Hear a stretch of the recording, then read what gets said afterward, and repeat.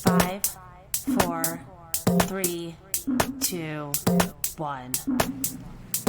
It's time to count down reality TV's most talked about moments with Amanda Bella. Hey everybody, welcome back to Bella Talks TV. It's Amanda Bella here, and you are joining me on this beautiful Thursday afternoon. I am back in the studio, and by the studio, aka I mean our Florida apartment. We are finishing out our final month of being snowbirds down here. And again, if you've been here following me for a while, you know that we move around a lot, and we are based in New York, but we have been in Vegas, in Florida, in Costa Rica, and above and beyond the last couple of weeks. We've had company here visiting us from Michigan. If you're seeing me on my YouTube video, you're seeing my Detroit vs. Everybody sweatshirt, the official merch that was gifted to me from one of my besties that came to visit me last week, which is why I'm a little bit late putting out an episode.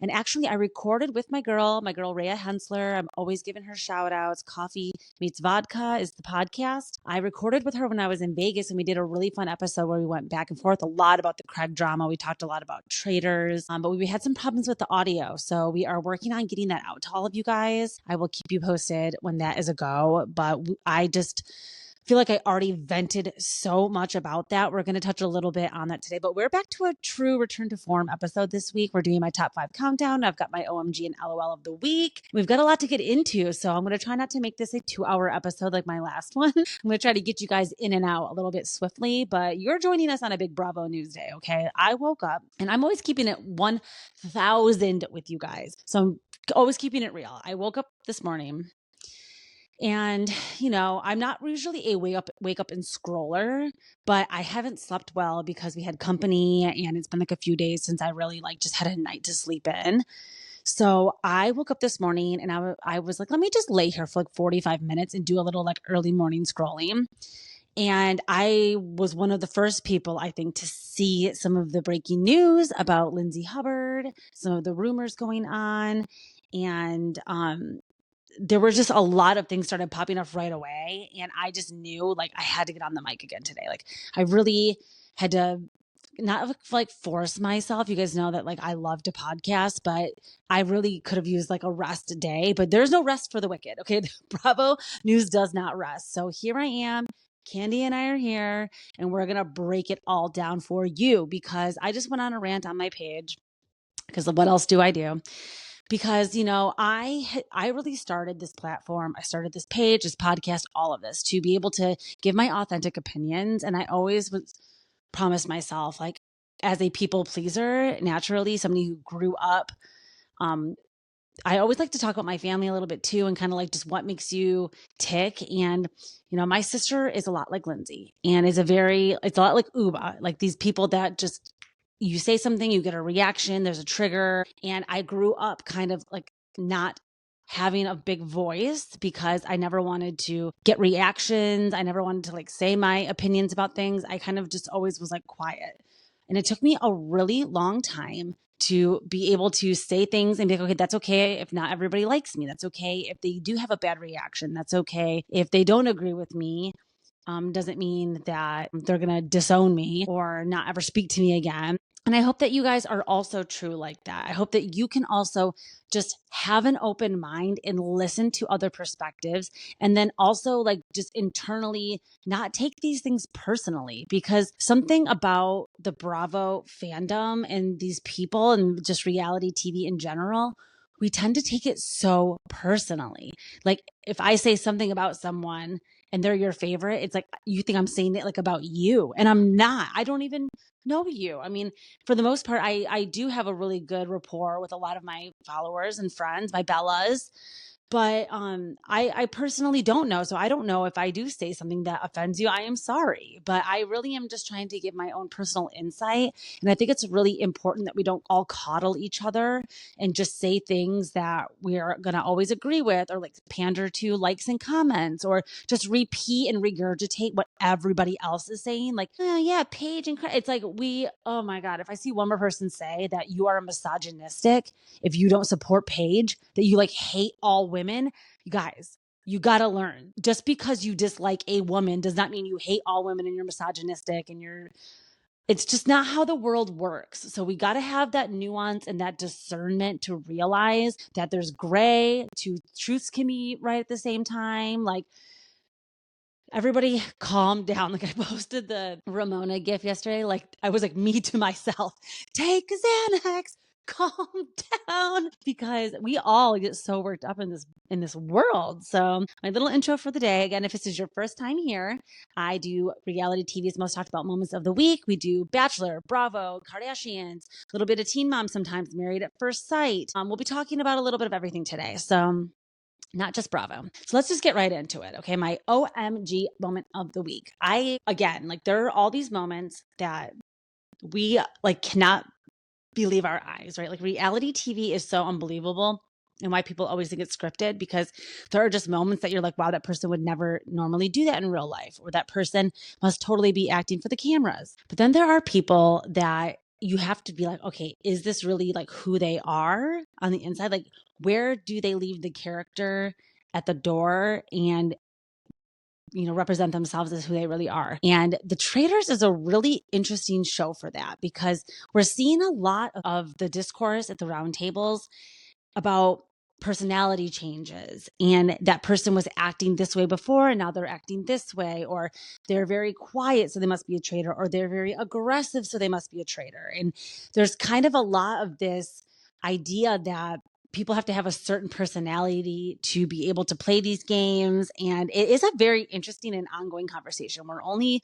6 episodes into The Traitors, and I'm just noticing a theme, right? Like, and especially because these people's reputations precede them before they come onto the show. So if we are seeing somebody who we've seen to be a certain way for seasons and seasons and seasons, and then they come into the castle and they're acting different, it is confusing. It's like, okay, who are they? The person that they are here? Are they the person that they are on the show? Is it editing?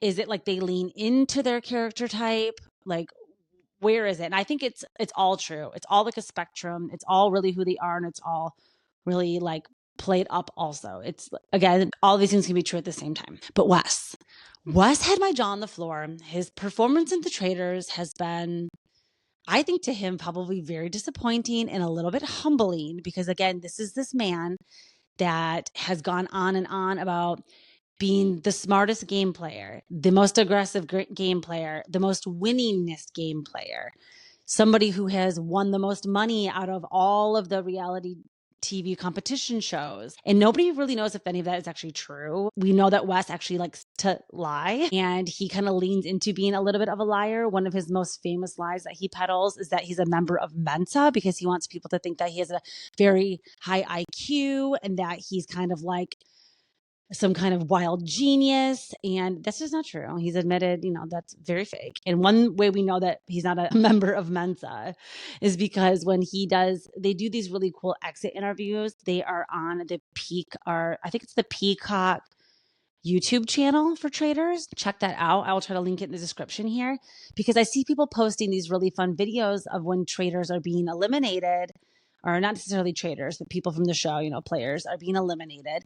And then they do these fun reveal videos of them finding out who the traitors were while they were there. And Wes, if you guys, spoilers, there's going to be a new episode tonight. It's been 7 days. Like, I'm sorry if you're getting the spoilers, but it's been 7 days. But Wes was most recently banished in the last episode, and he sits down to do his little interview.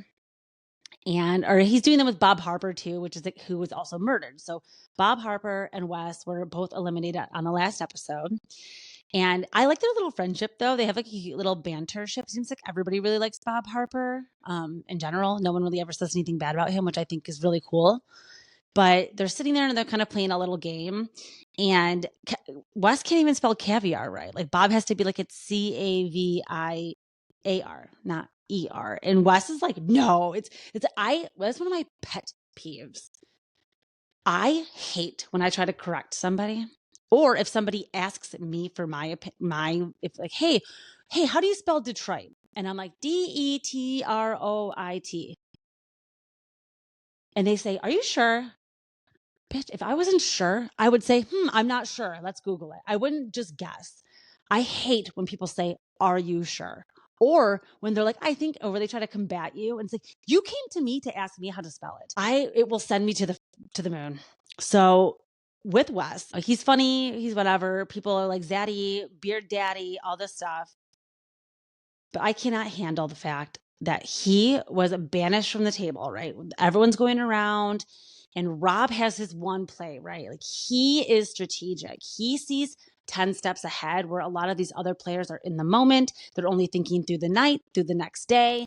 He's probably got this whole game mapped out. He is the godfather of reality TV competition shows, pretty much. And so Wes going up against Rob was like, this is really a meeting of the minds and a true battle. It's the guy who says he's the best and the guy that actually is the best. So who's going to come out on top? And, Wes starts to take his shot at Rob, and Rob just immediately spins it back on him. Like, well, why would I do this? And why would I do that? And he's kind of giving his reasons.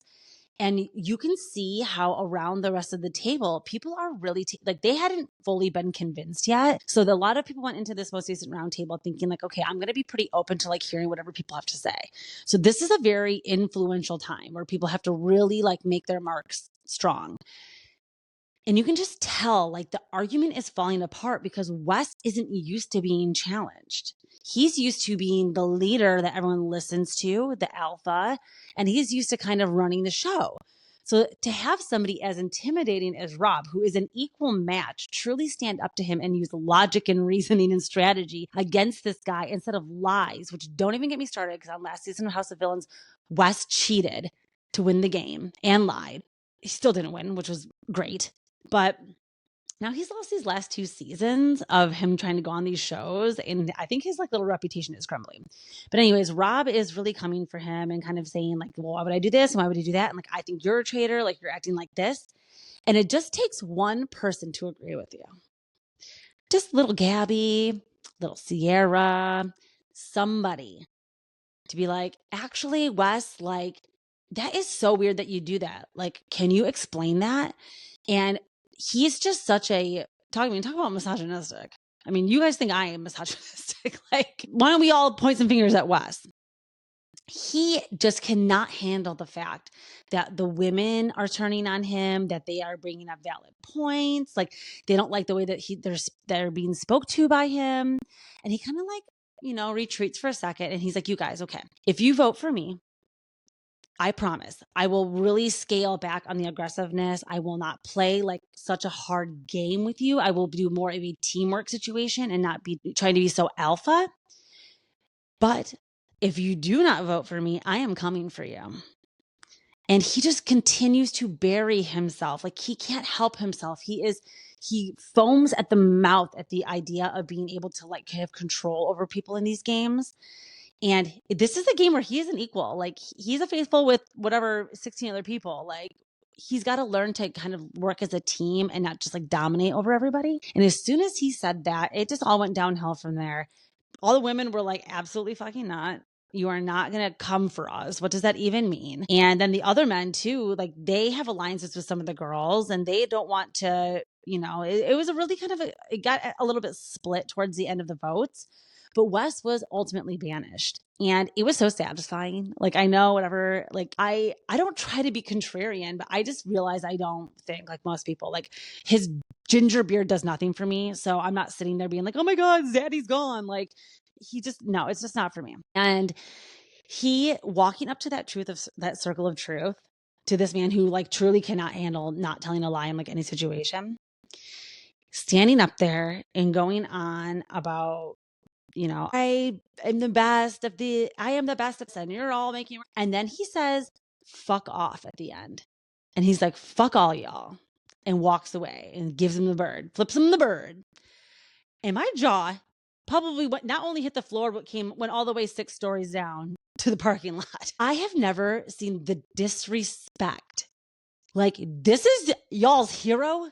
This is the man that everybody, if Boston Rob did that, like I would call him out and flip on him so freaking fast. Like you don't tell people that don't agree with you to fuck off. Like, do you know how much I would love to go in my comments right now and go on my page and be like, if you don't agree with me, you all can just fuck off. Like, it's just not how human behavior works. Like, you can't just like shun everybody that doesn't agree with you, that doesn't like eat up your life. You kind of have to have a little bit of that, patience with yourself and patience with people and self-awareness to be like, okay, they didn't agree with me. I maybe failed at the scheme a little bit. I came in unprepared, like whatever the reason, to not just always be flipping it on the other person. Like that is just a big ick to me.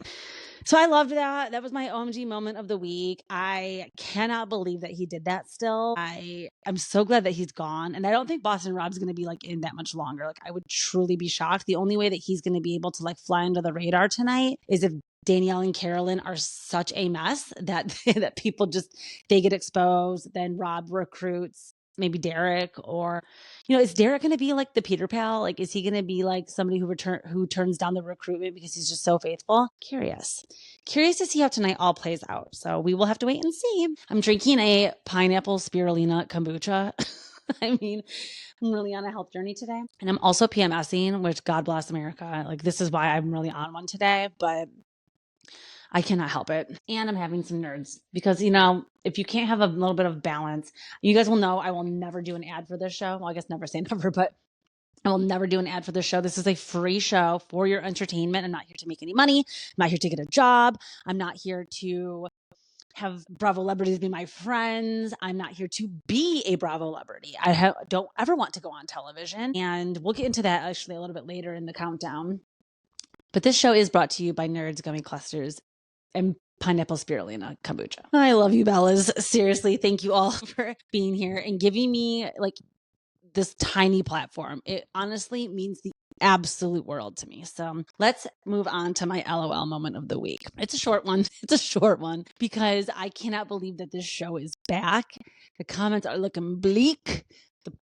I think I have a little bit of a conspiracy theory about, but we're going to get into the new season of Keeping Up with the Kardashians on Hulu. The Episode 1 of season 6 premiered yesterday. It dropped like a silent night. Nobody cared. And I'm taking one for the team to report back to you guys like any major points that happened this season. And my takeaway from episode 1 is that Kourtney is still my favorite. She is. Her and her just lackluster personality, her inability to even contain the disdain she has for Kim. You know what? I will say I personally think she's the best mom out of all of them. I think her and Travis actually are really in love, and I appreciate that and them sharing that with them. Their wedding in Italy was one of my favorite episode specials. None of them are perfect, but Kourtney, I think to me is the least problematic and honestly the most authentic, because she truly does not care if anybody likes her. And that is inspirational to me. It is, because she talks about turning 45 in her most recent episode. I'm going to be turning 38 this summer, and I get it. I am done. I am so done caring if people like me, if people hate me, if people agree with me, if people want to be my friend. It's just like, take it or leave it. I really have gotten to this like place in my life that I'm just so happy and so fulfilled that I don't need more of any of that. So all I have time for is authenticity and real friendships and real supporters and real, just the realness. So one thing I really enjoyed that had me laughing out loud this episode was Kourtney goes on to talk about her goals, right? She's like, okay, I'm 45. Like, what are my goals of the year? And one of her goals was to, instead of saying, yeah, she's going to start saying yes more and enunciating the word. Because I think she's always just like, yeah. And I think she watches it back and she's just like, woof. Like, okay, I do kind of always sound like a little bit just like that vocal fry, like a little Stony Baloney. We know that she's not, but she's got that California accent, that Calabasas accent. But then she goes on to say that she tells the producers every season that they need to edit the likes out. She says like so much. And she'll be like, yeah, like I told like that they need to like go like to the store like, yeah, like. And although I find that endearing, I think it's really funny that she hates that about herself and that she's very real about that. And she wants to kind of like spruce up the vocab and maybe fine tune her communication skills a little bit in the year of her 45th year. And one part, going back to my little conspiracy, is that I'm seeing a lot of rumors online that the Kardashians pay for this show to be done themselves, that they pretty much had a contract with Hulu, I believe, for 5 years. certain amount of episodes. Could have even been 4 or something. But they were so afraid that if the show disappeared and it didn't get picked up by anybody else, like Hulu was like, okay, we give you your 5 seasons. It was a big flop. Literally nothing happens. Everybody's sick of the wealth. It's just like not the time in America. Like, read the room. And they were so scared of letting the relevancy go of being on TV, et cetera, that they were like, okay, like we're just going to pay for the show ourselves. We'll pay for the production. We'll pay for everything that goes on with this. It's basically like just at this point, advertising and marketing for them and all of their jobs and careers and products and et cetera. So I think that they probably downsized the staff, maybe cut down the amount of episodes they film. Maybe they only have like 2 camera guys or whatever that follow them everywhere. And there was almost to no, they just use free social media like to promote the show, which everybody can do. They shot like 1 promo video and they put it on social media, and that's like been the only advertising. That's why nobody watches it. Nobody really cares anymore. I mean, besides the fact that they're just like not relevant any longer really in this type of world anymore. There was ever a time for people to like not want to see them drinking a $12,000 bottle of wine on the first episode. I mean, I love my wine, but it's just like not now, Kendall. Okay. All right. Not now. So I just think that's really interesting that rumor's been going around that they're paying for the show themselves and that they just want to continue to be on TV. And, they pay to get Khloe to be the reality TV star of the year every year for the People's Choice Awards. So how can Khloe win her little award every year if she's not on there? It just is like a ecosystem that is self-fulfilling itself. It's self-fulfilling prophecy at this point. So I just thought that was really funny and real about Kourtney, and the way that editors, like when Kourtney was like, yeah, I make the editors every season take out all my likes. That's something that like to me was like a red flag. I'm like, okay, like you don't usually have that type of control over the editing. And I just thought that was really funny. It was a little LOL moment for me of the week because I love my little Court. And I mean, to be honest, nothing really else happened in this entire first episode. Kim is still working on prison reform. I mean, I really can't say anything bad about that, so I'm going to just not. Khloe had a reunion with Lamar, and he was sweating bullets, visibly uncomfortable, and pretty much did not want to be on camera. And I think that they're just like they forced him to have a reunion with her. Khloe has not seen Lamar since the day she kicked him out of their home in 2016. So to me, if you're going to see this man whose entire life was exposed, I mean, of course, like I'm not going to ever take away the fact that he led to the actions of his own demise. Like nobody forced him to go to that brothel in Las Vegas and basically have a stroke. I mean, that was like a very horrible day. I'll never forget that. I did feel so bad for Khloe, and I do believe that she was potentially like the love of his life. And I think that entire situation has truly traumatized her and why she's never been with anybody since. I mean, well, Tristan, oh my God. Talk about a bad picker. But she talks about wanting to date again and her saying like, hey, I'm turning 40. Like I freaking hope that I'm going to find somebody still. And I hope she does too. I really wish Khloe the best of luck. But I really didn't like that they forced Lamar to come on screen. Like they basically had a bunch of personal family heirlooms and stuff that Khloe still had. And she was like, yeah, well, if you want them, like you got to come film with me. Not cool, but also it is a reality TV show. It was a very real moment. And for that, I have to say, like, I'm glad it was shared. I was happy to see that reunion. And it continues next episode. So they kind of left it on like a little bit of a cliffhanger. So alrighty. So that was my OMG and LOL moments of the week. A little bit of Traitors, a little bit of Kardashians. Let's take a quick break and then we'll go over my top 5 countdown of the week. Okay, people, welcome back to Bella Talks TV. Let's get into my top 5 most talked about reality TV moments of the week. Starting in at number 5, we had the Real Housewives of Potomac finale / reunion trailer, because the reunion doesn't come out until next Sunday, not this upcoming Sunday, because of the Super Bowl, which I'm like, this is my Super Bowl, Bravo. Like, what are we doing? Now, I've never been scared about being honest about not being a Swiftie and not being a Beyonce fan. And again, I'm sorry, I was just born this way. I'm a Lady Gaga fan. I'm a Charlie XCX fan. I don't want to hear that, like, I don't like just support women. I love women artists. I can name 5,000 other ones right now, but I won't, because I think that's freaking ridiculous. Like, just because you don't like one person doesn't mean you don't like all women artists or something. So we've got to really stop that narrative. But this is my Super Bowl and I am freaking dying for the reunion. But let's just talk about the finale really fast because I thought it was really good and I thought it was actually the best episode of the whole season. I loved it. So in this finale episode, we're getting a little bit of the Karen stuff going on with her and her court date. We see her getting sentenced and going off to court. And we all know how that ended up.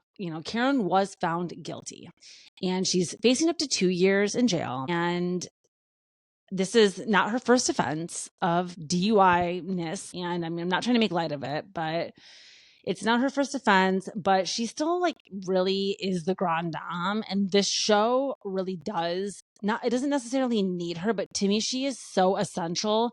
The show doesn't have the cast, the iconic casting. Is Giselle supposed to then? I don't know. I'm unsure what's really going to happen. Now, Robin was on this most recent episode or season of Traitors, as we know. She was on Watch What Happens Live with Giselle, and I thought it was a horrible appearance. I thought that it did not make me like her or need her back on my screen whatsoever. I just don't think that she is in any way TV. I just don't think she's TV material. She still denies things. She still isn't open and honest about her real life. She's just not, I don't know. I just don't get it.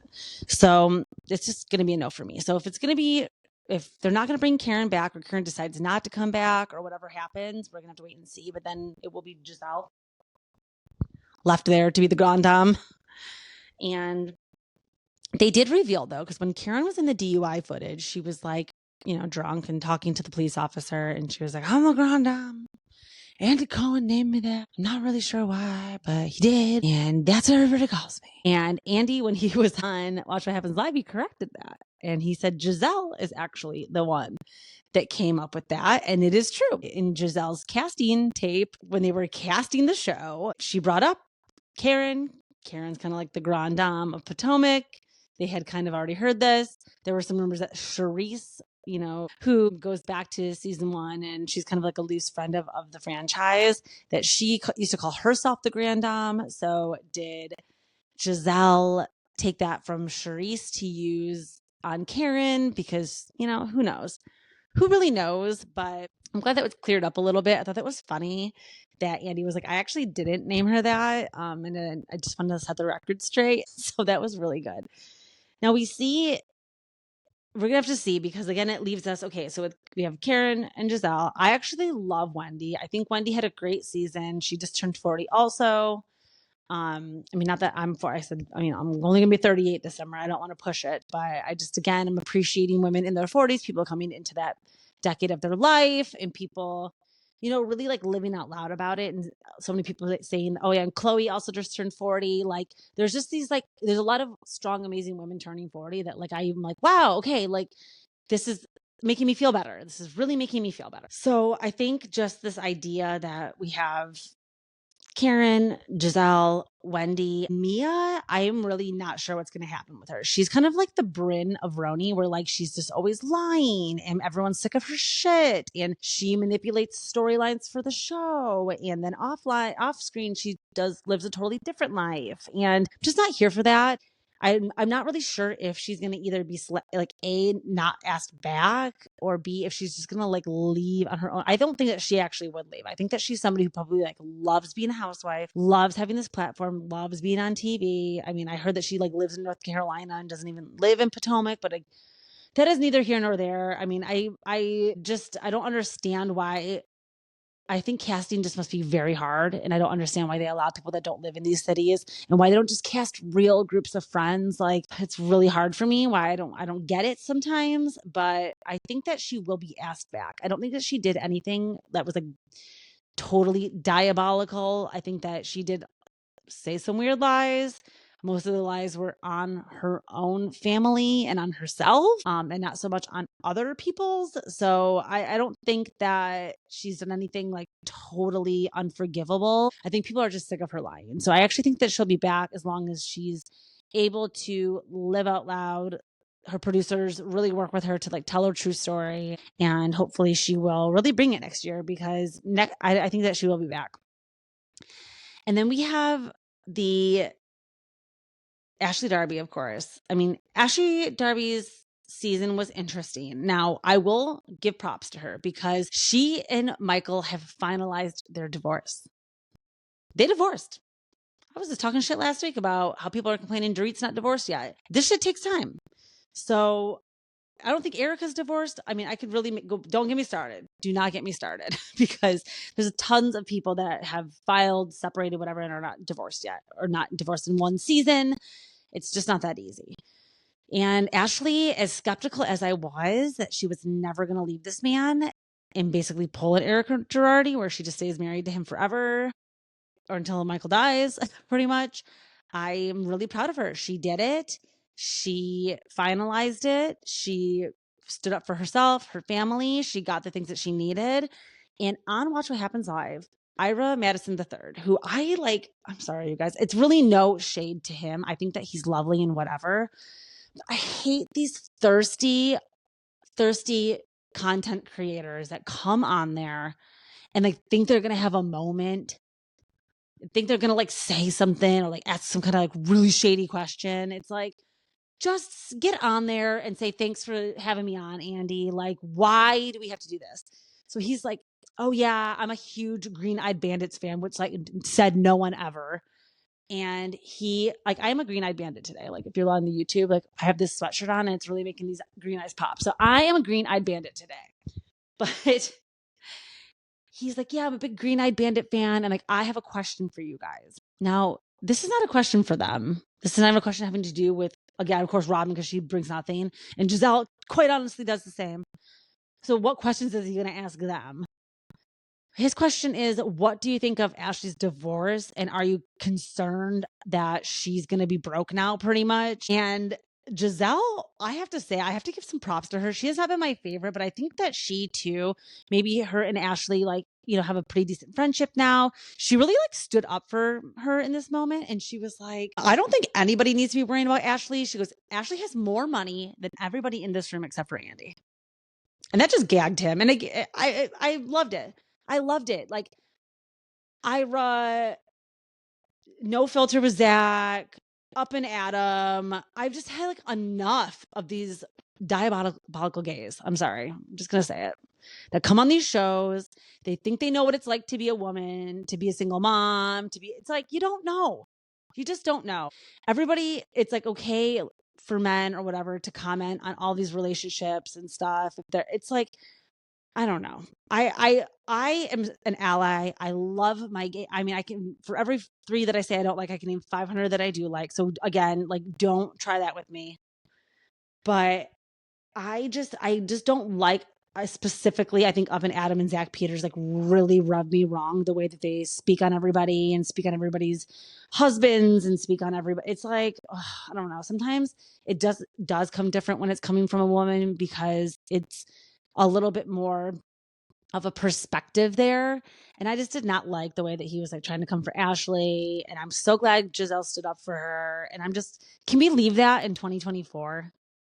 Can we just like leave the idea that like you're going to spill tea or that you're going to gotcha. Like, can we freaking leave that in the past? I am like so sick of these like little moments that they think they're going to get like a clip for their social media or something. Like, give me a break. So yeah, he's just not my favorite. I think he really triggered me with the Green Eyed Bandits comment because it's like, that's the other thing. Can we also leave in 2024?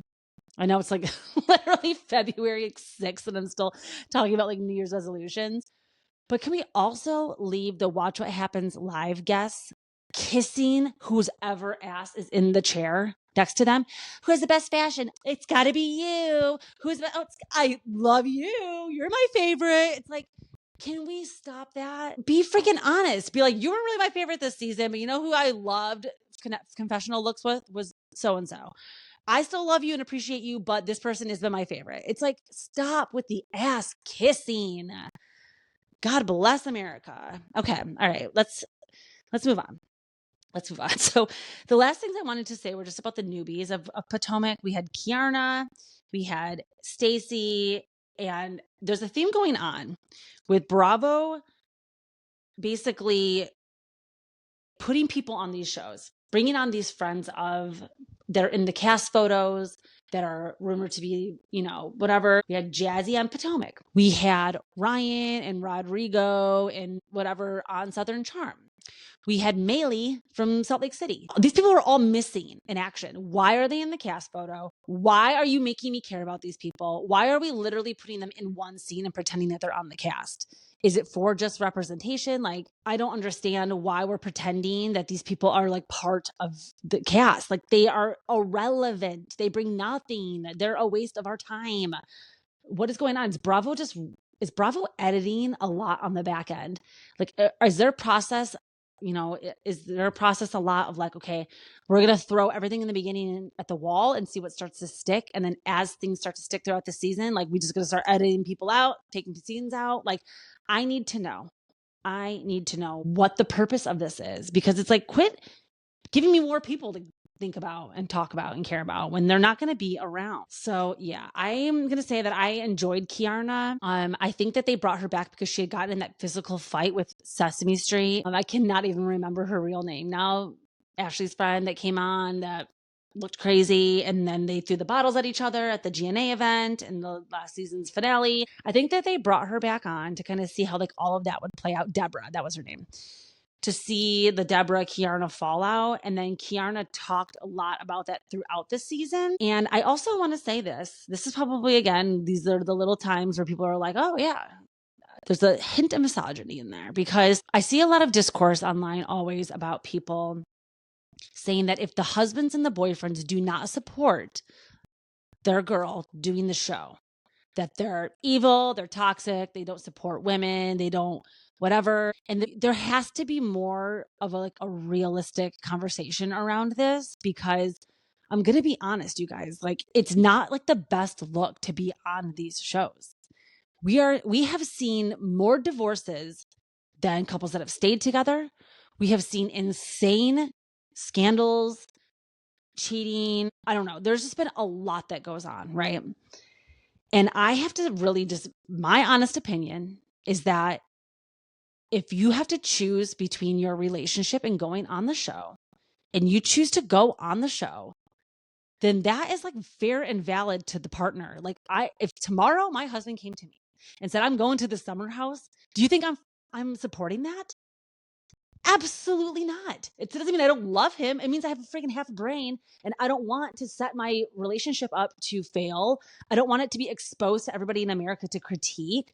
Also don't want my partner going and spending time in like what is kind of a toxic environment that they're going to bring home. I mean, Greg and Kiarna specifically, Kiarna went to a filming, right? She was in the filming and got into a physical fight with a person who broke a bottle over her head, who they then had to sue and go through a bunch of emotional turmoil over. And then when he says, I don't think it's really good that you're like hanging out with these girls, now he's the villain? I don't make it make sense to me. Like, I don't understand how everybody can then say, oh, he's like some piece of shit. Like, I understand that it's not really the most best environment. I mean, Kyle and Mauricio, for God's sake, couldn't even handle the pressure of Bravo. I don't think Greg and Kay are going to make it. So I think that is a really weird argument. I think that it's okay to be like, okay, whoa. And I think it makes for like interesting dynamics. Now, there are plenty of husbands that do support. We have Happy Eddie. Perfect example. We love this man. He supports his wife. He loves to be on camera. He gets a little bit messy. And at the Potomac reunion, we're going to see him get into the mix, because in the finale of the show, Stacy the newbie, who we all love, is dating the weirdo TJ, who's a cornball, who they aren't physical. He's very aggressive to her. He speaks down to her. He's very controlling. We don't like this man.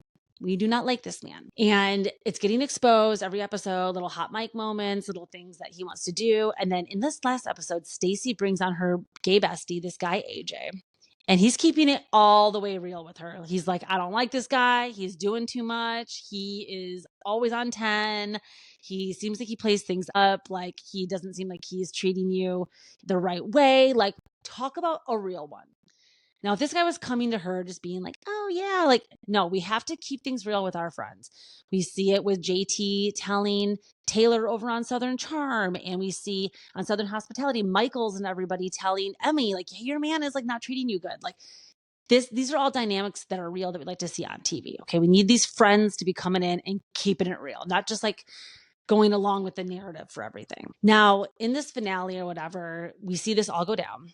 And everybody's telling Stacey, like, it's just a no for me, dog. Like, we just don't think TJ's like going to be the first man that you should be with after you were just married for 16 years. You've never been single. Like, you should spend some time just being a mom, focusing on you. Like, why jump into another relationship, pretty much, which I think is all very good advice. Very, very good advice. Women who have never been alone scare me.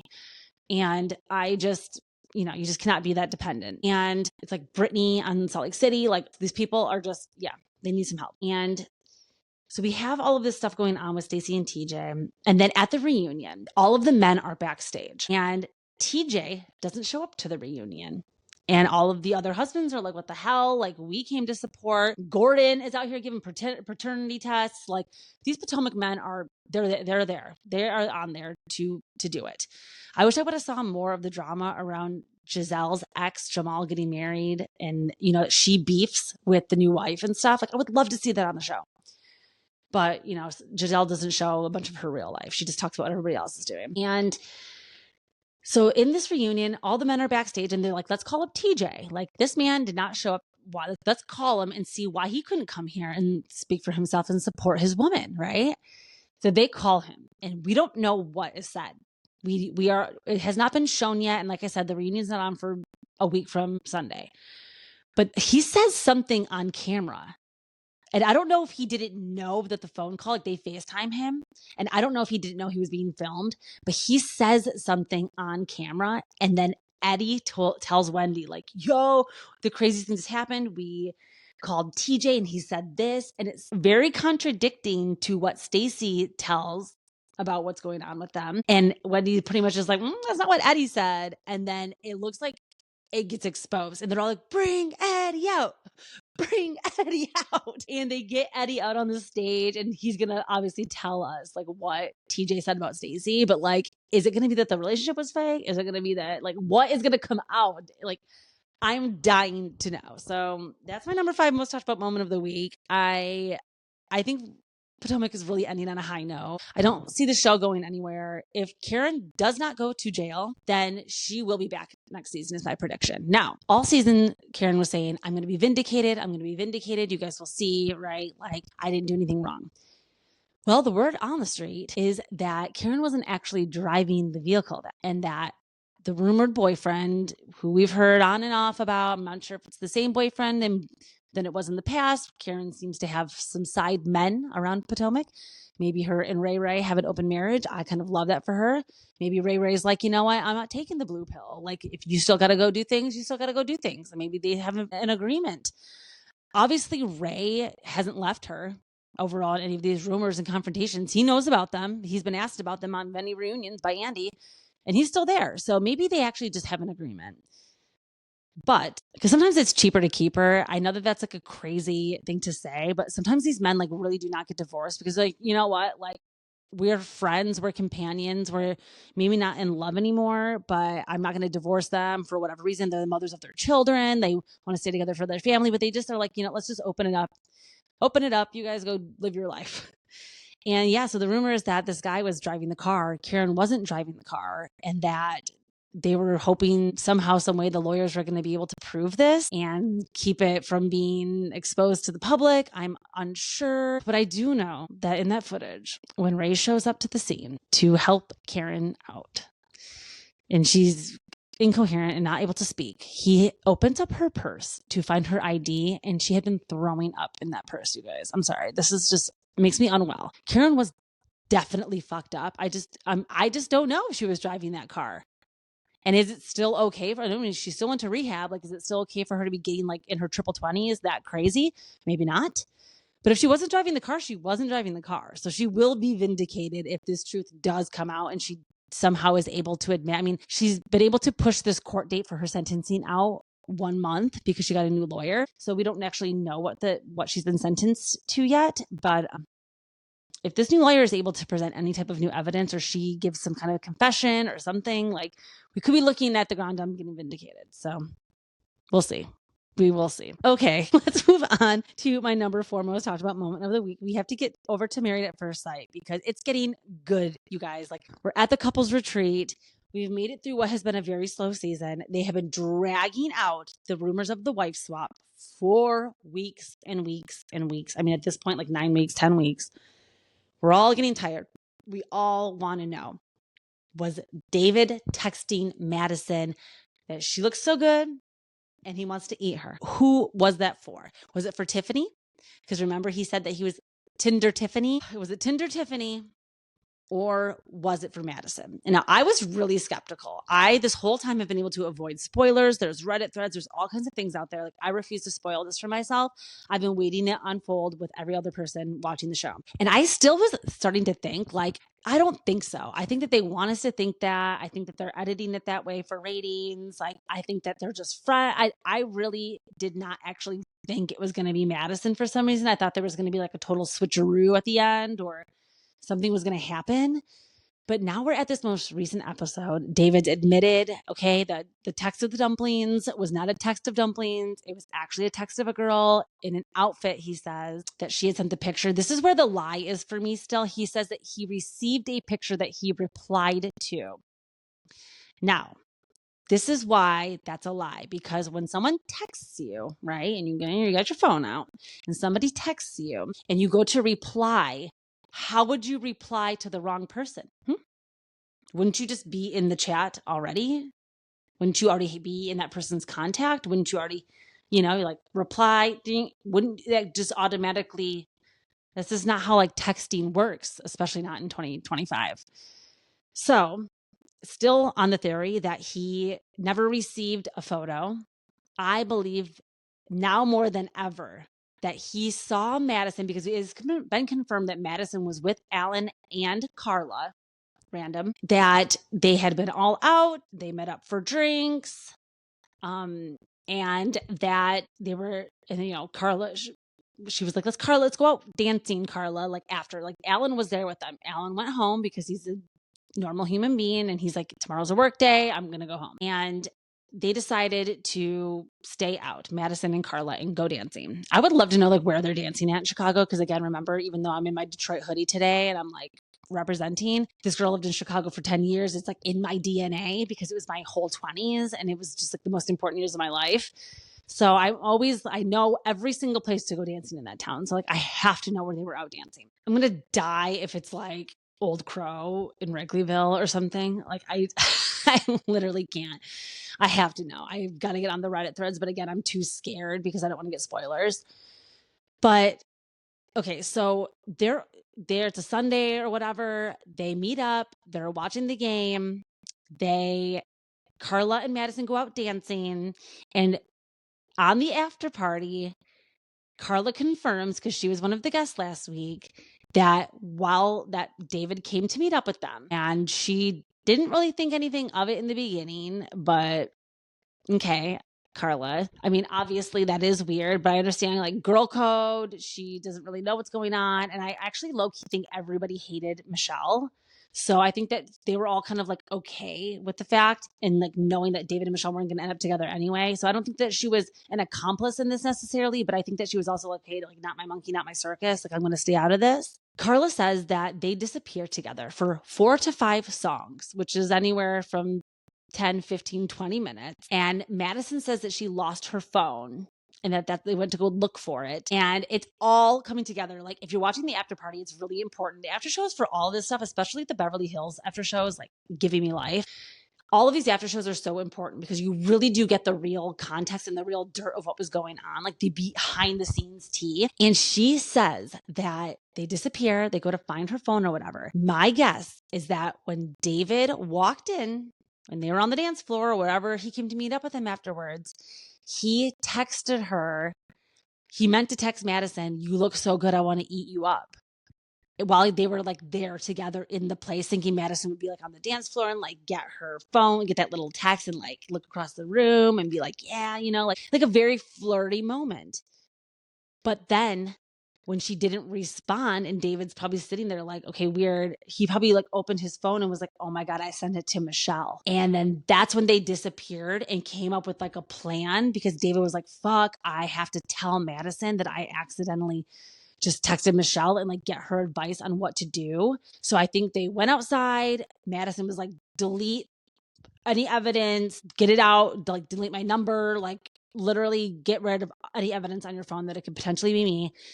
If she asks you, if she brings it up to you, like just say, you know, it's from your cousin or something. Like, I don't know if he thought like he deleted it or unsent it in a time that she wasn't gonna get it. Like, I'm not really sure like what he was thinking. Maybe we'll finally find out at the freaking reunion what happened. But it's very clear to me now that this text was for Madison, and Carla confirming that them meeting up and them spending time together off camera. We know that they haven't been able to hang out in their respective like marriage apartments because there's cameras in there. So everyone was like, oh, she's just like going back to David and Michelle's. No, of course not, because there'd be cameras there and they'd be caught in like 2 seconds. So they must be going like when they're hooking up, if they are. I mean, David swore up and down there's been no cheating, but he's the worst liar and he's a proven liar. So I don't think that that is true. I think they're probably going back to Madison's old apartment, which is probably nearby somewhere. And they're hanging out there until 2, 3, 4 in the morning. And I really get this whole thing going on with Madison and Alan, because Alan tells her most recently, like, hey, like they haven't kissed since the wedding. And Alan is very open and honest. And he's like, wow, you're so different than what I kind of expected, because in the beginning, you really came off like a very sexual energy type of person, a very open, flirty, you know, having a couple drinks and like getting kind of woo. And like he even uses the word like on the dance floor, you tend to be like popping your booty out. And Madison gets very upset in the moment. She's like, oh my God, I always have to deal with this. Like everybody always thinks I'm just a party girl. And I have to say, like, I get it. I am a retired party girl and it's hard for me. It's hard for me, especially in Chicago. Best years of my life, living it up. Clubs, bars, happy hours, always out, music festivals, at the beach partying. Like, I get it. I am like, actually, Madison's the same age as me. And the fact that she's still doing this, I mean, I gave this up like a few years ago. I met my husband when I was 31. So that's when I was like, okay, it's kind of time to start hanging these boots up a little bit. There's nothing wrong with that. Again, like, I think that there's this misconception that if a man doesn't want to be with you because you're out partying, that like, oh, they just don't accept you for who you are. And I think that that is just a little bit delusional, like to anybody. Like we would not accept that from them. Like, look at how much Kyle Cook gets shit for being still this party guy and stuff, right? Like, we don't accept the men to be doing this. So like, why is it okay for women to be doing it? I just don't get it sometimes. It's like, we should all have the same standards and it shouldn't really be like double standards. So I just think that the fact that the producers pretty much showed Madison coming in on the camera like 3:43 in the fucking morning. Are you kidding me? There's just no way that's not acceptable behavior. It's just not. If you're married and you have a girls' night out and you haven't seen your friends in a long time, that is one thing. If your man's not okay with you doing that, like whatever, once in a blue moon, then yes, that is a problem. If you're doing that every single night when you're supposed to be married, let's be honest, being home with your partner, prioritizing them, your priority should always be in the home. What is out there? What is out there that like, is it the drinking? Because then it's a drinking problem.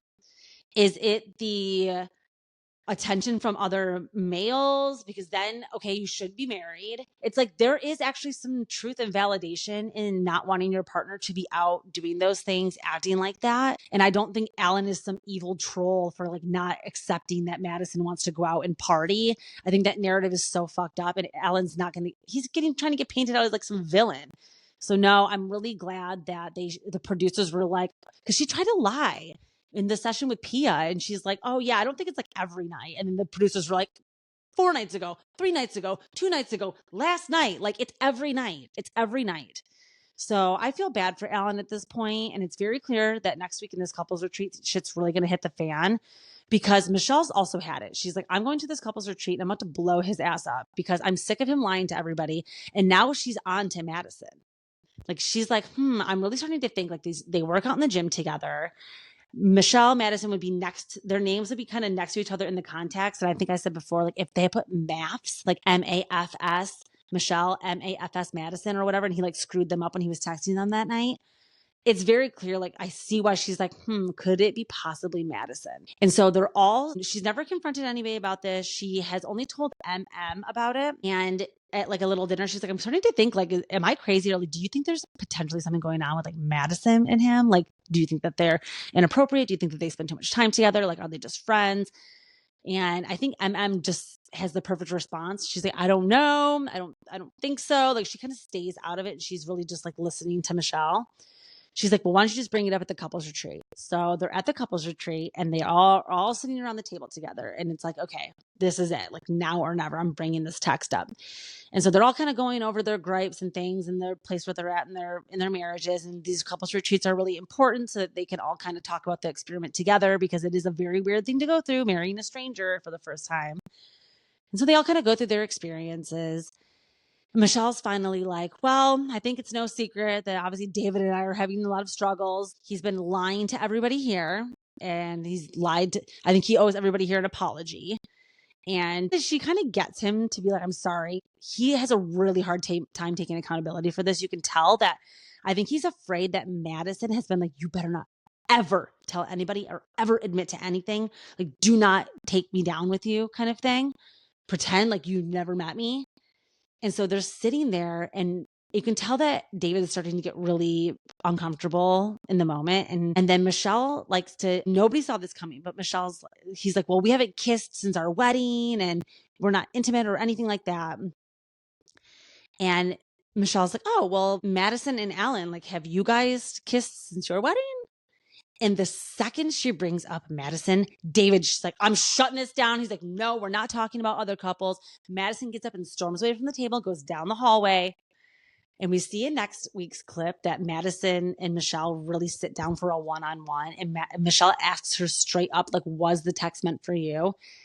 And Madison, again, it's like they've had weeks to get their stories together, but she's just like, I don't think so. Like, it shouldn't have been for me. And of course, any other person would laugh it off. Like, are you kidding me? Like, David, no, like, we don't talk like that. We see each other in the gym.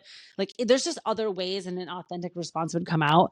But just the fact that she is like hesitant to answer and gives kind of like a vague response, it looks like shit's about to come out because David's going to be admitting to Alan next week that he's very close with Madison. And he uses the words, Madison knows more about me than my actual wife does. Alan goes in, starts punching things, throwing cups. We did it, y'all. We made it to the head of this. We are finally going to see what's unfolding. And I'm really curious to just watch the rest of this unfold. And there's also starting to think that like now that Ikechi, which I've seen people calling him Ick and like Icky Ike online. I'm kind of love Ick-Ichi or Yuckichi. I'm loving the nicknames for him because he is disgusting too. The way he comes in and serves those stupid divorce papers to her. And she's like, this is literally page 1 of 4. Like, I don't even have a place to sign. Please get out of my face. Such a flop. Potential for Alan and MM to get together. I think that is where the wife swap situation could come in there because I think she comforts him when all this shit goes down. So holy shit, MAFS is popping off. Please go watch Married at First Sight if you're not. I like don't want this season to end, which is so sad because I barely wanted it to start, but here we are. It's a good one. Let's take a quick break and we'll break down the rest of my countdown. Okay, everybody, welcome back. Let's move right along here. Moving into my number 3 most talked about moment. We're going to talk about the Real Housewives of New York reunion and specifically the casting rumors because, again, I've got to get on my soapbox for a minute here. So let's first discuss the fact that Becky Minkoff has announced her very controversial, I guess, absence or her decision to leave amongst, basically she's not coming back for another season. And nobody was really surprised. But I do have to say what I am surprised about is the fact that we didn't really discuss anything about her just dynamic in the group at all. She just got grilled about Scientology, which I think is crazy. I think that it's very clear that they brought her on to do the show for one reason. They were like, okay, we're going to get her on there. We're going to get her to talk about Scientology. It's very controversial and we're going to have a lot of conflict. I think sometimes they bring these friend ofs on to be somebody that everyone throws under the bus, almost like a common enemy. And I think that they were expecting her to like come on this season and kind of like use her to move along some storyline and whatnot. Now we know that her first fireable offense was the fact that she came up with that prank with Aaron, which I still believe was Aaron's idea, because we have now seen for 2 seasons, she thinks she's a freaking crank yanker. She thinks that she is Ashton Kutcher. She's out here doing pranks every other episode, and I've had enough. So I really don't blame Becky for the prank about the pregnancy stuff, because I think that was Aaron's idea, and I think that they concocted that together, and then she just took the fall for it, and Aaron totally just let her, which is really disappointing. Karen, I love that I called her that because I was thinking Karen in my head, but really it's Aaron. Aaron is a Karen. She is. Maybe that's why I get so triggered by her, because I have a little bit of Karen in me. But I just really do not appreciate the way that she deflects everything back on the other person. She truly does not ever take accountability. She has no self-awareness. And I just don't like when people, I pray to God, I know that this is a little bit insensitive, but I really hope she didn't just like have a 4th baby so that she would have like more storyline and more, and like so that nobody would come for her, because I do think sometimes that does work. I think that these people know like going against a pregnant woman is disgusting, which is why I get a lot of hate sometimes, because I'm like, it's not a pass, especially if you're on reality TV. Like, just because you're now pregnant doesn't mean you can't talk about all the shit you did last season. Like, you don't get a pass. So I think that she knew what she was doing with that. I think it actually had more to do with her father passing away and her probably feeling like she wanted to still expand their family. And then her and Abe have been together for like over 10 years. So maybe it's something to do with their marriage. I mean, who has 4 kids in 2025? It's just, wow, it's a choice. But hey, they can afford it. They're giving their kids a great life. It's really has nothing to do with the children. I just think it's like an interesting choice sometimes, because it's like in this economy, in this America, but she's a Trumper, so she doesn't really see any problem, I think, with the administration and the way that the world is. So hopefully she better hope that her kids, I'm not even going to say it. So I'm going to bite the tongue sometimes. I know that I always preach like, this is my podcast, I'm going to say it, but I do know where to draw the line. So, okay. So Becky announced that she's leaving. Again, least exciting news ever, but I actually am disappointed, because I agree with her in the fact that just because she's a Scientologist doesn't mean she shouldn't be on TV. That is religious discrimination. I mean, if you're going to fire her for other reasons, sure. But I think that the fact that she identifies as this type of religion is interesting to me. And I think that if she would have had a little bit of a line of questioning that wasn't Bryn's hater ass coming in and like making fun of her and using her to be a punching bag, that it would have been more of a safe space. And that's what she said. She's like, I didn't come on to like hide that part of my life. I would have been so happy to talk about it, and we would have actually got some juice. But there's just no way that she was going to do that in an environment like that, because those women are vultures and they do not create an environment that's open to sharing. So they weaponize everything they tell each other. They turn everything around to make themselves the victim in something. They're the most unappealing group of people I've ever had to watch. I know I went on and on about, if you don't watch all the shows and you don't support, like, how could you even be a real fan? Even if I hate it, I will watch and comment because I have to. It's like in my DNA now. But I don't like them. I truly have to say that I hate them. Like, I hate this group of women. They bring absolutely nothing to the table. Nothing. There is not a single storyline, I would think, besides, I think Raquel is the saving grace. Her and Mel, and her sharing about her mom, and her talking about her divorce that was very public, and how she also was married to a man. Like, this stuff is very interesting. If Jenna was giving what Raquel was giving, they would be equally iconic and we could really build the show around them. But unfortunately, We're not getting like that level of authenticity from everybody. And I think Jenna's been really pushed to open up next season. I am hopeful that she is coming back for a third season. I think she actually likes being a housewife, believe it or not. People are like, oh, she hates it. I think she likes it. I think that she's enjoying having this group of women. I think that she's enjoying being on TV. I mean, we all know that the paycheck is great. I don't think that she's necessarily dying for it, but I think that she wouldn't mind it. And it's a very easy show for her to film because everybody likes her. I think that Sai coming in this season, and she was trying to build a feud with Jenna, and it just totally bombed. And Sai ended up like not like, it's like if you're gonna do it and you're gonna be the villain, you gotta go all in.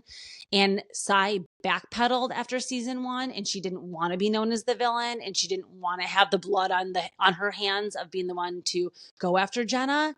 So she really cowered, and I think that was like her moment to rise up and like give us something. But Jenna's just too damn likable, and I do agree. If I had to choose who to come back, I would choose Jenna to come back next season versus Sai. Again, unless Sai is really going to talk about what's going on with her family, or how she met her husband and everything like that. I think that's like the most interesting part about her, and she's never going to share it. So I just don't understand like how she could be on the show. I actually really like David. I think he's probably one of like the coolest husbands, but we never see them, and we never film with any of the husbands on RHONY. And I think that's like some of my favorite parts of the other shows. Salt Lake City, even Jersey. I mean, what would be Teresa without like Louis drama? Like, I think that it's essential. What would Real Houses of Miami be if we weren't talking about Todd and we weren't talking about Lenny? It's like the husbands and the marriages and the divorces and the dynamics of the children, like that is Housewives to me, not just fighting and bickering and gossiping, which is what they're trying to turn RHONY into, which is why it's failing. And when it comes to these casting rumors, I just can never say it enough. Keep Paige, Amanda, and Sierra away from RHONY. Hear me, hear my cries. They are bed bugs. They literally have the personalities of a piece of paper. Like I would never watch any of them if they weren't in a house with the other people that are dynamic that they're playing off of. They're just not that interesting. Every single one of them rants and raves about how when they're not filming, they're home alone. They don't even hang out the three of them together off camera. I haven't seen Amanda and Paige and Sierra like going out together in the city like ever, unless it's like somebody's birthday. Like Amanda is home with the dogs with Kyle. Paige is on tour with Hannah, doing business things, being a boss. She wants to be, when she's like, oh, I'm just going to apologize for being a strong, independent woman. It's like, oh yeah, Paige, you really work so hard. Like you do a podcast. I just can't. She acts like she's out here doing like brain surgery every day. And then, which is like whatever. And of course it's Giggly Squad is it's like, oh yes, I'm sure touring is very taxing on you, but like you're literally going on stage for an hour every night to talk about yourself. It's like your favorite thing to do. So again, I'm not going to praise her for like, she didn't like, cure cancer or anything. She's not some like genius. Cool. You guys created a podcast. Congrats on your success. And then when it comes to Sierra, talk about like, even on the Traitors, everyone's like, oh yeah, Sierra. No, she is one of the most uncharismatic, unhappy. Everyone talks about their favorite scenes of her in Summer House when she like dresses up in a costume.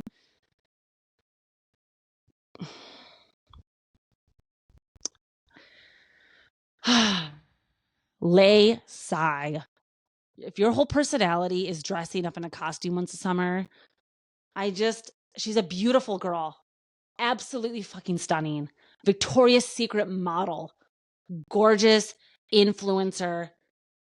Reality TV star? Not. I'm just had enough. It is time for Summer House to end. I'm calling for it. I'm calling for the end of it now. I think they're going to squeeze out a 10th season as a finale season.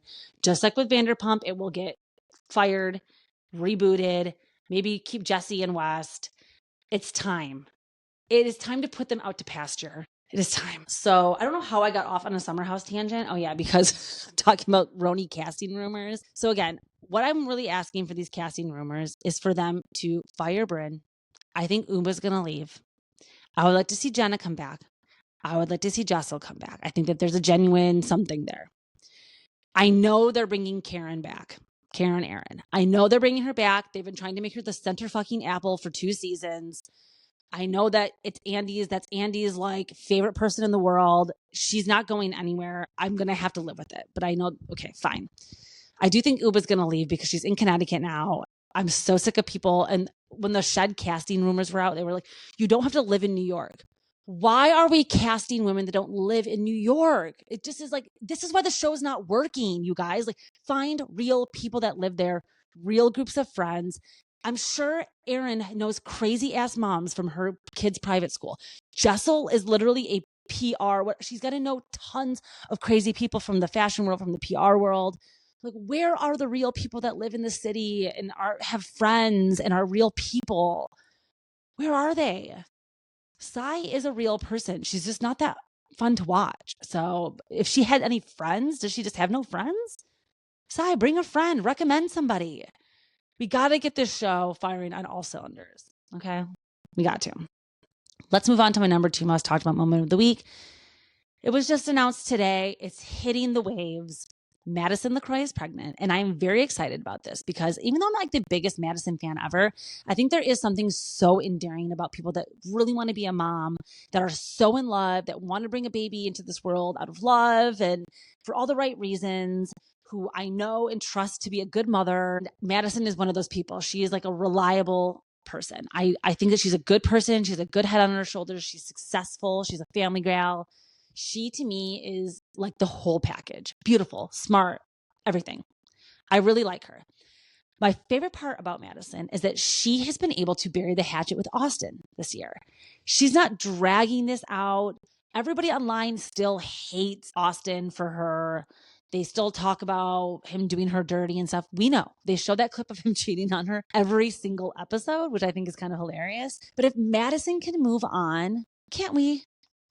Can't we all move on from that? Can we all see that he has somewhat grown and evolved because he's got this girlfriend now that he doesn't seem to be cheating on? I haven't heard any blind rumors. I haven't seen him out and done anything. I mean, Paige has more cheating rumors than Austin does at this point. So I think that there's a lot of validity in what Austin was saying this season, and Madison sees that. I think Austin has been able to, maybe he wasn't always his best person. Maybe he does still go out and have some substance abuse issues that Craig likes to, out by saying that he's like partying all night and then using downers the next day to come down. Like, that's not cool. It happens. I don't like that. That's like for Austin to tell us, not Craig. When Craig exposed his substance abuse issues, that was on his own terms. Like, he decided to tell us that. So I think that's kind of like messed up that he decided to tell everybody on camera that, but whatever. And I think that it's totally valid that Austin was like, bro, like, you are just not yourself anymore. Like, you're totally changing your entire personality. You're social distancing from us. When you are with us, you're snippy and you're whatever, and you think you're above everybody. And I think that all that stuff was kind of valid about Craig. I am no Craig apologist. I think that he really did not have his best season, not just on the show, but in life. I think that everybody around him saw that he was desperate to make things work with Paige. And he was like, okay, I'll quit drinking. Okay, I'll stop hanging out with my friends. Okay, I'll buy a house and I'll just like sit there every weekend and wait for you. Okay, I will kick Austin off the podcast because he doesn't like you and he's causing a wedge between us. It's like he was doing all of these things for her. And I don't think that that's Paige's fault either. I think that he was trying to show good faith, but that the fact that Paige was basically telling him in so many words, I don't want a future with you. I don't want to be hanging out at your house every weekend in South Carolina. I don't want to, move forward in a lot of these ways, like freezing your sperm, etc. The way that she would react to him saying these hopeful things to her when he literally sits her down and he's like, I want a house and a wife and children. And her response was, yuck. I mean, Craig chose not to believe that Paige wasn't that into him. Like, she wasn't that into you. It's beknownst to me why she did stay in the relationship that long. If she like didn't like him, if she spent a year of the relationship hating him, just break up with him. But it comes out, I think, in Summer House, the reason why she didn't break up with Craig earlier is because she was afraid of the fandom turning on her and ruining the Giggly Squad tour. It was very Justin Timberlake of her. Like, this is going to ruin the tour. We break up before I go on this tour. Everyone, not everyone, a lot of the gigglers are supporting her, but a lot of people do not, if the ticket sales are down 25% or whatever, it's not going to be these sold out shows that she loves to tout and stuff. So, and I also think Giggly Squad is half of Hannah. I usually only listened for Hannah. I think Hannah is actually very self-aware now and has reflected a lot on her Bravo career and has been like, wow, I was a monster. And like, I didn't even like myself. So I appreciate that Hannah can be like self-deprecating like that. And I liked their relationship together, how they would play off of each other. But I would never listen to a Paige podcast. Like, she's a kind of insufferable to me. She just always seems so negative and miserable and complaining and high maintenance. And it's just not my type of chick. So when I went to a Giggly Squad, I've been to 3 Giggly Squad shows. So again, like when you guys are like, oh, you're some cray. It's like, no, I've supported Paige all of these years. They've given her my money before.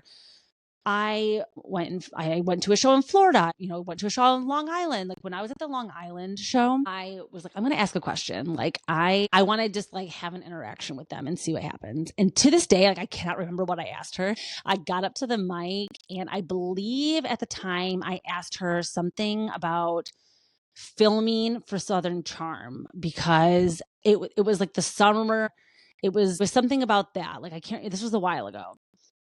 And she basically said to me, like, she basically gave me a non-answer and was like, and just like shut me down and was like, I'm not here to answer questions about Craig or something, but it's like, I didn't ask you about Craig. I asked you about Southern Charm. Like it was something like that. And I just, ever since that day, I pretty much was like, okay, I've like had enough of this bitch because honestly, the fans need to mean something to everyone. Like I go to BravoCon, Bravo Fan Fest, all these places. I meet these people. Like I really am into the fact that a lot of the Bravo celebrities are so gracious to the Bravo fans and that they really love us for supporting them.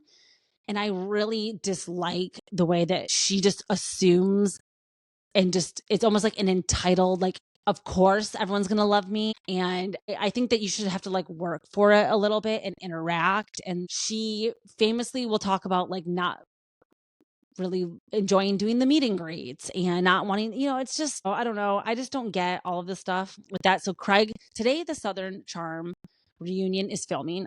It's 5:00 right now. So I think that they're probably still filming slightly like, or wrapping up soon. And hold on, we got a little Candy interlude here because she's got to get up. Can you say hi to everybody? Say hello. Okay, let's move you over here. There we go. Let's move you off camera. So the Southern Charm reunion is filming now. It's going to be wrapping up soon. Craig will be on Watch What Happens Live tonight. And Andy says, I got a lot of questions for you, Craig. Like, I hope you're ready for Watch What Happens Live tonight because I got to get to the bottom of some of this stuff. A lot of people are roasting Craig for lying the last time he was on Watch What Happens Live. But Andy asked him about Paige and he was like, Paige and I are on we're in a good place right now. We're understanding we both have like our own thing going on and, all of the engagement stuff is on pause and we're just like happy being where we are. And so it's kind of like a lie, but it wasn't like he was like, oh my God, Paige and I'm going to be proposing next month. Like people act like he was on there like lying some insane way or whatever. Then Paige goes on Giggly Squad and she says, I gave Craig permission to kind of handle the breakup how he wanted. Basically, she was too scared to tell everybody. So you handle it, Craig, but like you handle it the way you want to, like you tell people how the way you want to, and she kind of like left the ball in his court. In that little bit of space between Thanksgiving and Christmas or New Year's Christmas, Craig went to Aspen with some mutual friends of him and Paige's. And when Paige saw that Craig was out acting single, as she put it, that was when she took the signal like, okay, he's now starting to go out and like be out there as a single person because he's obviously out in Aspen and I'm not with him and people are going to be questioning why I'm not there, which she could have just said she was busy with Giggly Squad. But she pretty much was like, yeah, he started acting single. That's when I decided to then go on Giggly Squad and do the official announcement of us breaking up. So then she goes on Giggly Squad, blah, blah, blah, tells everybody it's mutual, all this stuff. And then it was like, 3 or 4 days later that Craig then did that Instagram face to camera story where he was like, okay, yes, just want to get on here and address the official announcement that's been put out there. Like Paige and I have broken up. And he specifically says, please be kind to Paige. Please understand that this is like a difficult time for us, etc. Then for Paige to go on and say that she, or Amanda Batula too, can seriously shut her mouth, because for her to be like, oh, Craig sent all of his like fans after Paige, it's just not true. Like Craig didn't send any, he, if anything, has been defending her, protecting her, and giving up his entire life for her. And like, especially on camera and all this stuff, like never saying like a bad word about her, totally defending like all the choices that she's making that look crazy to everybody else. And then for Amanda to say that, it's like, literally, you don't know anything. Like, shut up. Like, I hate when girls just like chime in and like are like, I gotta support my friend. It's like, this is just enough. Like Amanda never, or Paige never defended Kyle for you. She didn't. She fucking hates your husband. So why are you out here? Like, I just cannot. I don't know what's going on there. I don't know if it's like they just have some kind of alliance. I don't know if Amanda is just so delusional that she thinks that that's like how things went down. But Craig has been very like, he hasn't said anything. He hasn't trashed Paige at all. And I'm really hoping that he goes and watches What Happens Live tonight and just like lets it rip. Just like end the facade, because it's very clear that this woman hated you. And now she's like out here like playing on you. Like, I don't think that he needs to like go for anything personal, but I think he needs to finally be like, okay, yeah, it was really hard for me the way she spoke to me. She spoke down to me. She always made me feel like I was belittled. And it's like, finally tell us who the real Paige is. Like, expose her. And I know everyone's going to say that Craig's just lying or whatever, but I don't know. I don't really see like, I know that he's lied in the past. I'm not saying that he hasn't lied before. I just don't think that the way that this went down was like a lie. So we're going to have to wait and see the reunion. I think that's why Madison announced that she was pregnant today online, because they did the reunion. She probably showed up and told them all. And then they released the clear blue statement on Instagram. That was the, you know, once she tells people to the reunion, it's going to get leaked from set. There's people there working the cameras. There's makeup artists. There's all kinds of people that are there. So it's like, once you say it, once people see you, they're going to know. So I think that that's why that was announced today. I'm excited to see the reunion. I'm really curious to see that this way that this plays out, because it was like all is fair in love and war, and like Dorit and PK, like they should go to war. Go to freaking war. I would like to see Craig with Sally. People are saying Rachel Kirkconnell. I don't think so. Maybe.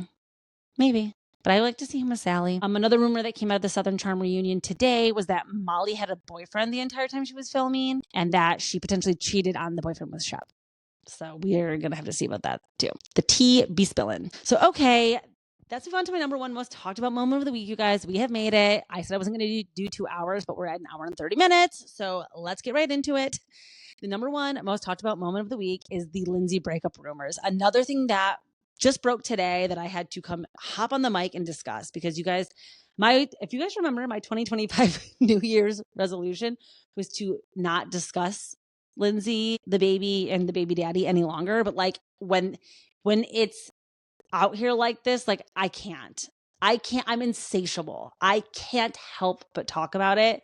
And when the rumors are like this good, I gotta just like use my space here to discuss. So I woke up today, 7:47 in the morning.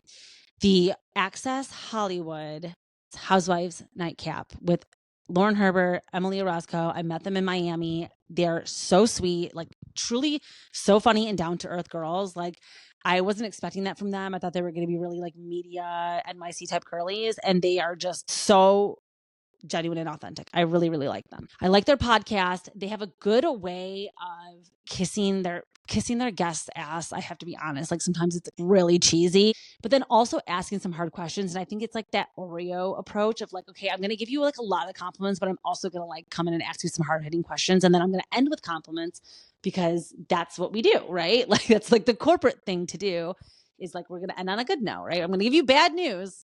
Everyone's getting fired, but guess what? I'm taking everybody to a retreat or whatever. Like that's just a very corporate way of things. And this is a very corporate Hollywood, Access Hollywood corporate podcast. Like they have real jobs. They can't just be out here like me, like running their mouth. So they have to protect themselves. And having somebody like Lindsay on the podcast, I'm sure cannot be easy. I mean, first of all, she's PR trained. So it's like, are we ever really getting the real answer? Like, is she putting her spin on things? Like, what is the real truth? And I think they did a really good job today of asking her questions that ended up getting some very controversial answers. Now, the thing about Emily and Lauren, Lauren just got married in the last 6 months, and Emily just got engaged. So Lindsay's coming into this situation, right? 3 girls in love. 3, like, you just had a baby. You just had the, you know, and Emily and Lauren are really asking her a lot about getting engaged and what did the future look like with your boyfriend? And are you guys going to move in together? And, you know, our wedding bell is going to be in the future. And unbeknownst to them, at the same time, Dumois was putting out her podcast with a very conflicting story that a blind had been released to her. Or actually, you can't even call it a blind because I guess it was a reputable source, which I think has got to be Danielle. I think Danielle is always behind anything that ever comes out about Lindsay. I do. I think that her silent secret revenge is her basically being like, I'm going to just always leak stuff to the press. We know that Danielle is the one that leaked the story about Craig getting kicked out of Paige and Amanda and Kyle's wedding. And remember, like, that article was written and they still brought it up at like last year's reunion because Lindsay threw Danielle under the bus and told everybody that Danielle was the one that leaked that story so that Paige would like Lindsay again. Oh my gosh. I mean, that was good TV. Like, that was good TV, but I don't like that because I love Danielle. I do. And I just think that she didn't deserve that. I think that was like so insane. So the fact that I just think that she's getting like her secret revenge on Lindsay still, and probably heard something or saw something, or who really knows what the truth is. But yeah, I believe that some of these rumors came from the LA fire fundraiser that Kyle DJ'd. And it was like star-studded, Dorinda, Melissa Gorga, all the people from Summer House, Andrea Lopez, the comedian that does Teresa. Like, it was a lot of people that were there.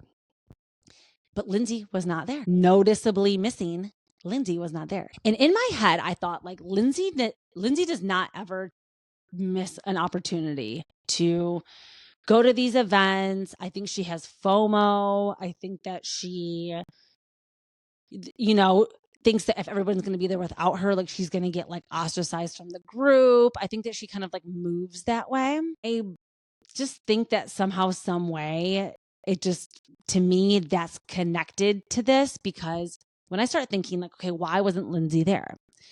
Like, did Lindsay, like, could Turner not stay home with the baby that night so that Lindsay could like go see her friends? Of course, Lindsay is a big draw because the point of all of these other Bravo celebrities and people signing up was, it's like, the more people that are on the bill, it's like a music festival.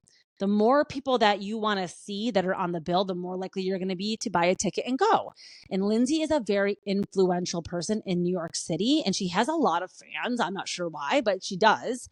And I think that if she would have been on the bill, it would have drew in more people to come give and donate money. Maybe Lindsay didn't donate herself. I mean, I don't know. I'm just saying.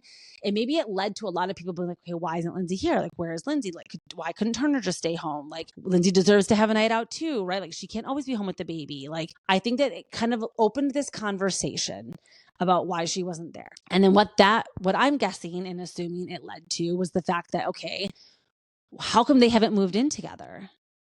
Like, the baby's here now. It's really like, how do you co-parent when you're not living in the same building space? I don't even know how far away they live from each other in town. Like, just because they're both in New York City, like, they could be an hour away from each other still. So unclear how far away they live from each other. It was just kind of like, and then also it wasn't a filmed event. So like, why couldn't he come with her and support? Why couldn't they get like a sitter for the night? Like, there's just a lot of questions. Like, why couldn't she be there? And I think what it kind of led to, what I'm guessing, like in my little fan fiction brain, there was a conversation between Lindsay and Turner that was like, why do you feel the need to like still, like, you have a baby now? You should want to stay home with your baby instead of going to like these events and being part of this world still and like being part of Summer House, because Lindsay has been very clear since day one that this guy does not want his picture shown. She still has to put like, if she posts anything of him, has to like hide all of his details, even though we have all seen him and know his name now. She, has been very open and honest about him not wanting to film, obviously, and not wanting the baby to film. The baby will not be going to the summer house. That baby will not be filming any future episodes of RHONY should she get cast. That baby is never going to be on camera until it turns 18. If you guys remember Tamra, when she went through her divorce with Simon, he was like, those children are never filming. And it tore Tamra apart because Tamra is a lot like Lindsay, where being a reality TV star is her whole identity. The Bravo world means everything to her. She doesn't want to lose her job because she's not sharing everything. And a lot of people will call for her firing. So I think that there was like a panic that set in. And it led to a bigger conversation of, hey, this is one event that's not even being filmed or whatever. It's not like it's part of her job to go. Now, if you're already acting like you have to leave your newborn home to go to this, what's going to happen this summer? Like, are you going to go back to the summer house if they ask you? Like, you can't take Gemma. Like, I think that this led to probably a bigger conversation. And I don't know if she thought that she was just going to like wear him down or get him to change his mind, or like maybe once the baby come, it would be different. Or maybe she didn't realize that you don't get to, it's not like, oh, if we have 50-50 custody, like, okay, 50% of the time I have her, she can like film. No, like both parents have to sign off, and he will never sign off. Like, this man wants nothing to do with any of this. And his daughters certainly, until she's 18, won't either. So I just think that this led to a bigger conversation. And you can tell with Emily and Lauren as they're interviewing her, they're kind of like getting these answers out of her. And Lindsay's like, you know what? I've put all of marriage and everything like on the back burner. Like, I'm not really like focused on that or getting engaged or anything like that. And I mean, I do, unfortunately, of course, if Turner asked her, she would say yes, right? Like, there's no way she wouldn't. This is the father of her child now. She obviously saw something that she liked in him. I mean, they dated, they went on like 3 dates before she got pregnant. So she must have been attracted to him and stuff. And we know that he's very successful. So it's very clear to me, I think, that they just are not seeing eye to eye. He's not moving in with her. I think he's seen that she really, really wants to be on TV still. I don't think that he realized how hungry she is for that and like needing that validation and needing that attention from the Bravo fans and, having this career doing that. Because again, when Lindsay was fighting with Carl last season about what's your job going to be after the show and what's your real career and all of this stuff, I think that she was really thinking like, you better get your shit together because I'm going to be a stay-at-home mom and you need to be working and the show's not going to last forever. And now that karma has really turned on her, because now her show, she's not guaranteed a spot back. If she still chooses to do Summer House, I think that is so distasteful. I'm sorry, because that would mean that she would have to leave this child to do it. And that's going to cause some generational trauma. Don't forget that Lindsay's whole thing is like her abandonment issues. So if she's going to do the same thing to her kid, that's so messed up. I'm not even going to put that. I'm going to assume that she's a better person than that. I have to give her some credit. So I think that she's probably coming to the terms of the fact that show could be ending for her. That career could be ending for her. And I think she's probably thinking like, I've got to get like my shit together, because she better get that PR firm fired up. She better get Hubhouse Media website.com going again. She's going to be going back to work, because yes, Turner will be paying her child support and stuff like that. But New York is a very, very expensive city to live in. And there's just not enough to live on for when you're getting a certain amount. Now, I don't know how much this guy, of course, is worth. Again, child support gets figured out in court. So I don't know if they just have like a settlement agreement that he pays for all the things for the child. And then maybe they don't have to go to court to be able to have a co-parenting agreement. But it's not that easy. And with the way that Lindsay is, who is very vindictive and loves to villainize all of the men in her life, I foresee this coming from a million miles away. It's going to be, he didn't support me going on the show. It's going to be, he didn't want me to be my authentic self. It's going to be, he didn't understand the reality TV world. There's going to be all of these reasons why Turner's like not a good guy and why everybody should turn on him. And he was so smart. Talk about the smartest man in America. Make that man the president. He knew right away, like, I am not just going to like roll over and just let you like control everything. And I appreciate that about him because I think that's really what Lindsay needed. She really needed somebody to like stand up to her and kind of force her to grow and evolve. And I'm so curious like how this is all going to play out because, you know, Carl was on the Vile Files and he was giving a really authentic interview, talking a lot about his addiction, talking a lot about his relationship with his family, his brother's passing. And he was very, you know, he's always so gracious to Lindsay. Like, this woman deserves nothing. She literally tears him apart every single chance that she can get. And every single time he's asked about her, he never goes low. He is like the Michelle Obama of the Bravo world. Like, when they go low, he goes high. He always is just like, you know what? It didn't work, but I know that he's got to be home today. Just like laughing a little bit, just a little bit of I told you so. Because I think she really thought she was going to like not trap this man, but you know, get this man to put a ring on it just because she's Lindsay Hubbard, get him to shell out a bunch of money for her because he's successful and she got pregnant by him. Like, it's just like, I see that the plan is being foiled a little bit. And because of the comment that she made today where she said, yeah, Turner was really great during the pregnancy. He was there every day, especially the last month, because we didn't know if like, the baby would come early or come late. He was very supportive. She goes, but then, you know, the baby came and he had some paternity leave and now he's back to work and it's just Gemma and I. And just the way of her saying that, like, okay, now the baby's here and he still hasn't moved in with me and he still doesn't want to marry me. And the way that then that coupled with the breakup rumors, it's just very clear to me that he is like probably seen, you know, been with her for a year now because she got pregnant last March. So he's spent the last 11 months with her. I don't know if she like hasn't been drinking this entire time, if she was pregnant, having the baby, breastfeeding potentially. And then maybe she's started drinking again. I mean, whatever. These are all things that we speculate as being Bravo content creators. But I'm really curious to see the way that she's going to spin this and what the truth is and how she's going to talk about Turner. And I really am praying that she doesn't perpetuate a bunch of generational trauma by villainizing the dad and then Gemma not having two parents in her life the way that Lindsay didn't. So I'm really sorry to anybody who's listening to this and thinks that this is very insensitive and harsh, but this is just real thoughts about the way that I think about this and being able to call people out on BS that doesn't have like blind loyalty to people. So I just am really going to be watching closely to see what goes on. But congratulations to Madison on her baby. I don't trust men from Utah as far as I can throw them, but I'm really glad that she found somebody that she loves. And I'm hoping that her and Brett are now living together full time also, because they were also not living full time. He was still living in Utah and like commuting back and forth. So I'm hoping now that she's pregnant, that he makes the move to Charleston to be with her.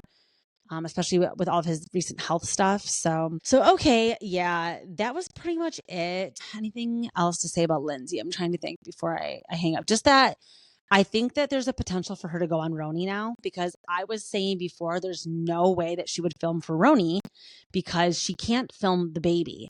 But I still think that there would be room for her to be like a friend of, because then you don't really have to show your kids. She can talk about Gemma all she wants. She can't show her though. And then if she has all this drama with Turner that she also talks about on the show, because if she's not worrying about saving face for him and she's not worrying about upsetting him because then he won't marry her, etc., she might be willing to basically just like trash this man and go on TV. And I could see her throwing him under the bus for a spot on RHONY. The girls on Access Hollywood were also like, oh my God, we need you on RHONY. We need you on RHONY. And like really kissing her ass to get her on there. And like, for whatever reason, I think at this point, as long as it's not Paige, Amanda, or Sierra, I'll be happy. So I would take that as long as she's going to talk about her real life and she's going to continue to be authentic. So, okay, everybody, I'm going to leave you with that. I had so much fun catching up with you all this week, and stay tuned. I've been teasing for a long time, ramping up the pod. So I'm moving back to New York permanently on March 3rd. I cannot freaking wait. Me and the husband are buying a new home.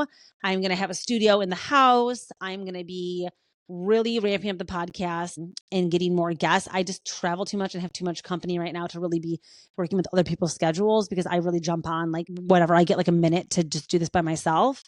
But as we start to develop, and especially as we ramp up to BravoCon, do not forget to be sharing the podcast with your friends and getting other people to follow and listen, because I will be giving away one ticket to BravoCon this year for one of my Bellas. You have to be following the podcast and be like a real follower and be somebody that, I'll be doing more of the details of the giveaway over the summer. The tickets aren't even on sale yet. But yeah, make sure that you're stay tuned if you want to win a ticket to BravoCon. So, okay, you guys, I will leave you with that. Make sure you watch Traitors tonight and Southern Hospitality Week. We didn't get to talk about this week. We didn't get to talk about The Bachelor. I'll be back next week talking about that. And we didn't really get to talk about the Salt Lake City reunion. To be honest, part 3 didn't really give me a lot. I'll just say my favorite part of the reunion was Mary going after Meredith for talking to Jen Shaw. I thought that was crazy. So I'm glad that Mary was like, absolutely fucking not. This lady's like not coming back to the show. So, okay. All right, you guys, I'll leave you with that. Have a great weekend. Ciao, Bellas.